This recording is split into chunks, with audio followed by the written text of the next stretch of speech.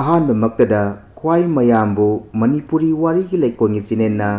ꯇꯔꯥꯝꯅ ꯑꯣꯛꯆꯕ ꯂꯣꯏꯅꯅ ꯏꯀꯣꯛꯅꯣꯅ ꯈꯨꯔꯨꯝꯖꯔꯤ꯫ ꯉꯁꯤꯁꯨ ꯃꯍꯧꯁꯥꯒꯨꯝꯅ ꯑꯅꯧꯕ ꯋꯥꯔꯤ ꯃꯆꯥ ꯑꯅꯤꯈꯛ ꯄꯨꯗꯨꯅ ꯂꯥꯛꯆꯔꯤ꯫ ꯋꯥꯔꯤ ꯃꯆꯥ ꯑꯁꯤ ꯑꯇꯦꯟꯕ ꯋꯥꯔꯤ ꯉꯥꯛꯇꯅꯤ꯫ ꯋꯥꯔꯤ ꯃꯆꯥ ꯑꯁꯤꯒꯤ ꯑꯏꯕꯅ ꯁꯔꯠꯆꯟꯗ꯭ꯔ ꯅꯣꯡꯊꯣꯝꯕꯅꯤ꯫ ꯋꯥꯔꯤ ꯃꯆꯥ ꯑꯁꯤꯒꯤ ꯃꯃꯤꯡꯅ ꯆꯩꯅꯥ ꯑꯃ ꯑꯃꯗꯤ ꯃꯆꯨ ꯅꯥꯏꯕ ꯄꯨꯟꯁꯤ꯫ ꯍꯧꯖꯤꯛ ꯃꯌꯥꯝ ꯄꯨꯟꯅ ꯋꯥꯔꯤ ꯃꯆꯥ ꯑꯅꯤ ꯑꯁꯤ ꯇꯥꯃꯤꯟꯅꯔꯁꯤ꯫ ꯑꯍꯥꯟꯕ ꯋꯥꯔꯤ ꯃꯆꯥ ꯑꯁꯤꯒꯤ ꯃꯃꯤꯡꯅ ꯆꯩꯅꯥ ꯑꯃ꯫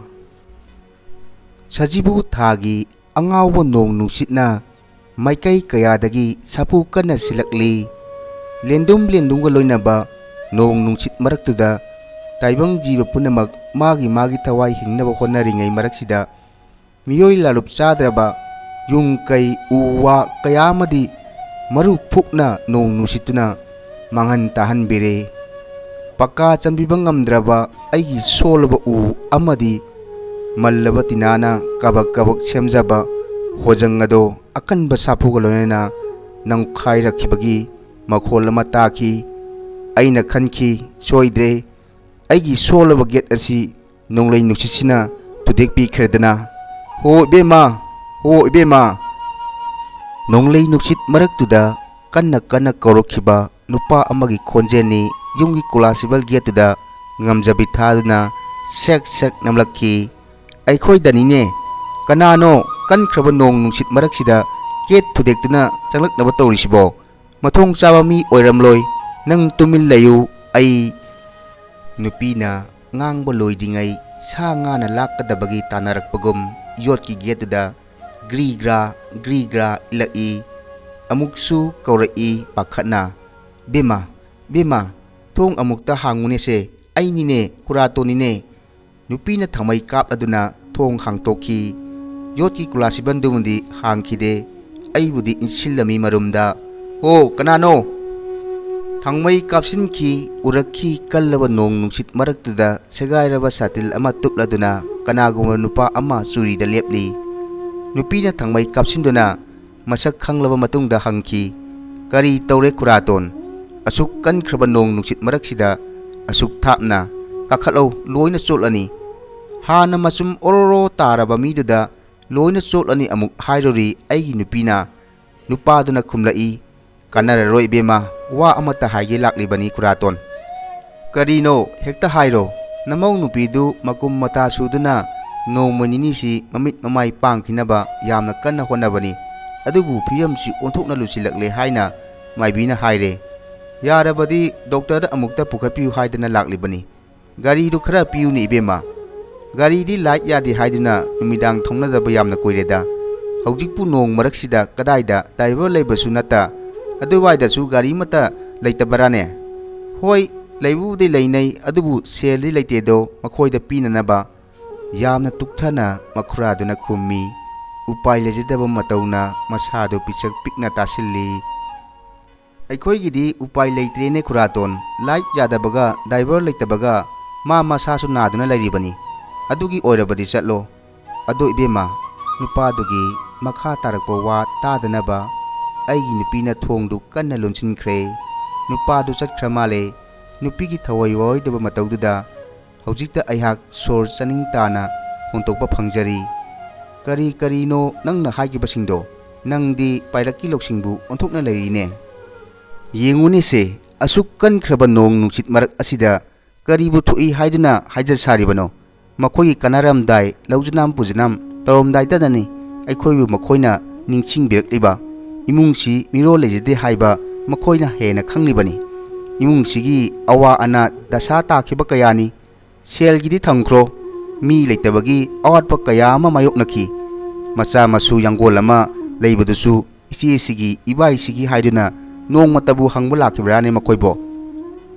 ꯑꯩꯈꯣꯏꯗꯤ ꯈꯨꯀꯟ ꯄꯥꯡꯒꯜꯂꯕꯅꯤ ꯍꯥꯏꯗꯨꯅ ꯐꯟꯗꯨꯅ ꯂꯩꯀꯥꯏ ꯃꯁꯦꯟ ꯐꯨꯅ ꯊꯣꯛꯏ, ꯁꯝꯕꯟ ꯈꯥꯅꯩ꯫ ꯃꯈꯣꯏꯅ ꯐꯠꯇꯕꯗꯒꯤ ꯅꯠꯇ꯭ꯔꯣ? ꯑꯩꯈꯣꯏꯕꯨꯅ ꯌꯥꯝꯅ ꯅꯛꯅꯕ ꯃꯔꯤꯁꯨ ꯅꯠꯇꯦ ꯈꯟꯗꯨꯅ ꯑꯩꯈꯣꯏꯒꯤ ꯏꯃꯨꯡꯁꯤꯒꯤ ꯊꯧꯗꯣꯛ ꯋꯥꯊꯣꯛ ꯊꯣꯛꯂꯛꯄ ꯃꯇꯝꯗꯗꯤ ꯂꯥꯛꯅꯤꯡꯗ꯭ꯔꯤꯕꯅꯤ꯫ ꯃꯈꯣꯏꯒꯤ ꯀꯥꯟꯅꯔꯝꯗꯥꯏꯗꯅꯤ꯫ ꯍꯥ ꯏꯕꯦꯝꯃ, ꯑꯗꯨ ꯑꯗꯥ ꯀꯅꯥꯒꯤ ꯈꯨꯔꯥꯇꯣꯟ? ꯂꯩꯀꯥꯏꯗꯨꯗ ꯕꯔꯥ ꯔꯤꯖꯥꯕ ꯆꯠꯆꯒꯦ ꯍꯥꯏꯕ ꯒꯥꯔꯤꯃꯛꯇ ꯄꯤꯛ ꯊꯜꯂꯤꯕꯅꯤ꯫ ꯑꯗꯨꯒ ꯂꯦꯝꯅ ꯂꯧꯕ ꯌꯥꯕ ꯊꯤꯔꯛꯄꯗ ꯑꯁꯨꯛ ꯁꯥꯊꯤꯈ꯭ꯔꯕ ꯂꯦꯟꯗꯨꯝꯒ ꯅꯨꯡꯁꯤꯠꯀ maraksidabу satin segairaba amaga ichot hek chotkhei mafamsi tana gari lorudoini haidna laklibasina hena ngakpikre kanade tumnasi mahak phajub chingkhataga hipthakhi ahingdu aidi tumthau haiba sungya yaramde madi inaktuda ningaidena khro khro na kholokpagi makhon tarakhi ahing chupudama mikup ama phawba lepta makai nong nungsit chitli len tari nuksitna sapu kanna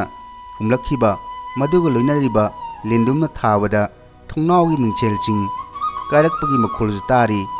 asuk tamthikhraba ahing asida makhoina tawrangadabadu karino kanagi gari puduna chatlamgani kadaidagi sel lorongani makhoina hajabadubu doctor singduna tabiranggadra ahingdu akiba phangna khak lauduna adum maraikhi akanba nonglei nuchisu adumak tawkhi ura humdang chetraba yumsingdagi patoktuna paithorok patinagi manasingna mafam mafamda sapu kanna phudekhibagi makholchu leppa leitana tana tana ahingdu mahauki mathangi ayuk anganbada aihak gari tholoktuna makhoiromda chatnanaba sem sarami nupina hanglaki kadaidano asuk nganna tahata nakhoiromda aina kungki kaidauba ai ngarangi duta khanduna leire chalukige ai magi wa taramdana gari start tawi ngaikho mana khumlai makha ta thai chatke hairabasu cha thaklaga ingna chatlo karigino aduk angamdana tawidibo ai magi wa makha tana taramdre gari thauktuna adumak tholakle nong chuthari lepa leitana khungangdugi lambi pumba ising thumle uwa tektuna chatba yadaba mafamju yauri uchinna chinna mafamdu yaure makhogi akhuba lambiduda yamna wana garidu thaujinba honai ayuk anganbaduda lekaidugi mising taha tahanai kochen chenai aiga kongnakhibasu yawi kongnakhidabasu yawki khara changsilakpada mi kapnarakpagi makhon tarai aihak hanjinna ngaihak leptuna lei pakhang ama nong maraktuda taha tahana makok khumduna thorokpa ui aina hangki ibungo kari tongnaba yaure pakhangduna aibu yenglaga iba ibungora o nungyai nong maraksida nasaka amata khangba ngamludre onthokpa matawni iba ibungo khuraton kalagi hakum luhongluba mamong nupidu ngarang ahing nongalamdare leite haiduna nong maraksida chenaribasini nong naga chure nangga nangsille kanasu leite makhogi kamdau khiba jatnoni ibungo angang unabada singnaraklibasi numit humni surabani adu leite haiduna doctor da su chatte maitai maibi amaga adumak panglaida marainai maibiduna su ngamdabadagi maudu adumak sikhiba oirmale ai pochai khita larukige lingsinbiu ibai bungo mahak nong maraktuda chenki o he isor aina sonki phana kuina gari khamduna nong maraktuda changaknaduna leikhi male ai kuirabagi tungda gyan khangta tarakhi khalakhi aibu changlukhigadra hallagadra ani suba wari masa asigi mamingna Machu Naiba punchi aing ase thengle punamak tungkhun tan khramale pumchik chi phanglangi gari dagi thorakpa kodrong kodrong lauba makhol dumadi asum masum hawkalakpagum tawi saruda unsadana kuplaba anaba adumdi tumthau haiba yadra male tharo tharo onduna khangli khanghaudana gong haiba makhol ama tarakhi yaliba gari dudagini nongalamdagi pung 3:30 takhre ningtham mase yapham tariba ningthiemgi mafamdadi prok prok chai mi punamak aingba nuksitpu kiraduna tharaba phajupsing ahoba leitanaba yepsinnari ningthiemdi masada phi machet amatta tungdabugum oi ngasai makai cheng khaibagum thak thak niktuna leirambani haujikna amuk mai haubagum sagalakli hakchangi tukhong kudingdagi humangna ifutkum chentorakli yatari ba phamung furitudagi phawrokhiba humangna luple phak mathakta taduna tumliba magi nupidudi asibugum wanthari anabudagi khonjen to u yadraba khanaududi mabu hawdokpa ngambagi shakti wangmada laikre. Ising marik amatangdi khanawda tahaningbani. Phare nongsu ngangadaba kuidre tumkhrakasnu. Ningthem wakhal yamna khalli mani wakhalna luptharaba miyoisingidamaktadi ahing athengba haibase isorna ning tamnaba pibirakba atangma khudoni phaida isor haibasi onthokna phakhrabajani pitokpagi pamuba laitabagum ngakpibadasu mapan naidabani miyoiba haibasina onthokna karam chawi tawimansu kaimata khangdabani tasengbani miyoiba haibasi onthokna tukotchiningai oi onthokna tamthikraba jibani miyoibana mana tawjaruba thabakki mahai mana adumak phangnari adum oinamak khwaidagi ngaklibadi masigi ona tainabada phangba pholsu itat tatana uri miyoiba aikhogi irakta hoi miyoibagi mabokta laibak haibasisu leiri laibakpu kanana singnaruba ngamgani ningthemna naraklibasi matam sanglakle doktorna makhan makha chayeng chathari harakpa kuding chummi hidak kuding tharakle laboratory test kuding taure test kudingi resultna pirakpa lainagi hidak sing thari chari adubu hakchangdi nongmagi kanghalakpagi mahutta mayeng tarakli asum ningthem ngasidi honarakpa kayadogi mahutta yapak tabagum taduna lairi hospital gi phamungda mayada ising natana karigumba mapang oiba posak amatang tarubada hekta othorokpana karigumba amata chaw thau yaraktaba tha ani ahum phajalakle madugi mahut mikup kangdana magi masara dip yali yanduna adumak leiri laina asibu karino doctor asuk kuina layeng lapagi phol karimata phangdabasibu karamba laina no aroiba test amatanga wali adubu patient masana di yadi masi matanga tarobadi sojana laina sigi layong asengmudu khanglagani punsigi aroiba sor hongadabagi ngairiba anaba masagi ayaba yaudi haidina layong khangandaba haibasi aranba amani ai mamani ayaba adu aina pigani kadai chedu pibiro ai soi tawjage aroiba test tu adumak pangthokpiu ningthemgi anaba nongmagi khumang chawsilakli thakiba hidak kakhiba drip punamak aremada tahali pikliba masa anina sanari ningaidana magi nupina mamit kuppa sangdri apokpi mamana mathanta pokchaba masagi matauda mikuk kuding phijina milu pirang taithokli homoglobin yamna hanthare bp su yamna low oire e botan anidang di kapsi phai kapsi e botan kayano kakhiba mathang anirak ahumlak marirak mangarak tarurak tarelak nipalak pung kharagi tungda lekak ahobada haithaba isingum hanagum adum e miyoibagi e o kayana tangkhraba adu aremada taraba doctor haibiyo mai laina sibu kari laina no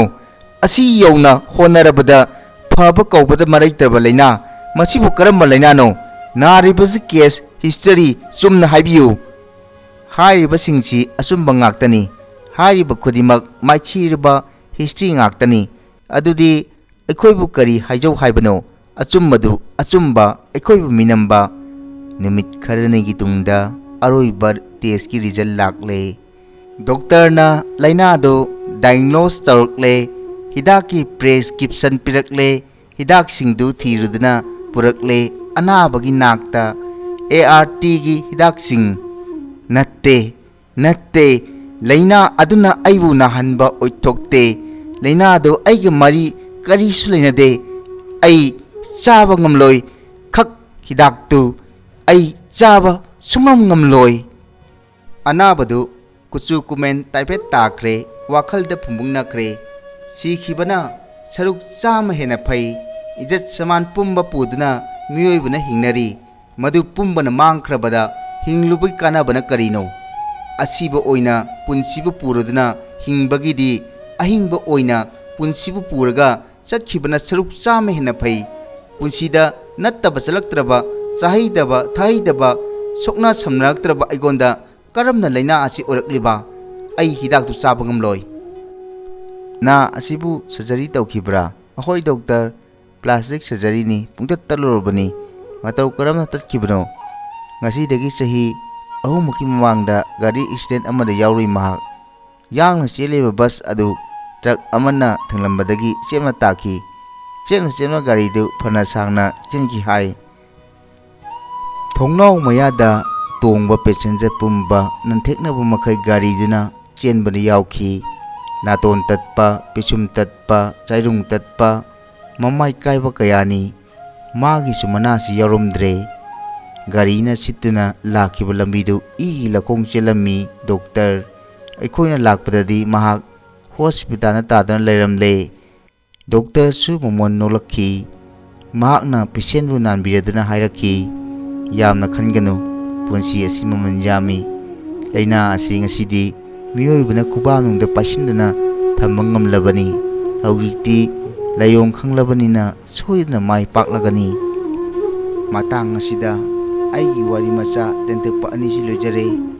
mayambo amuk hana Ngangbam Shyamsunder ehakna ikoknona kurumjari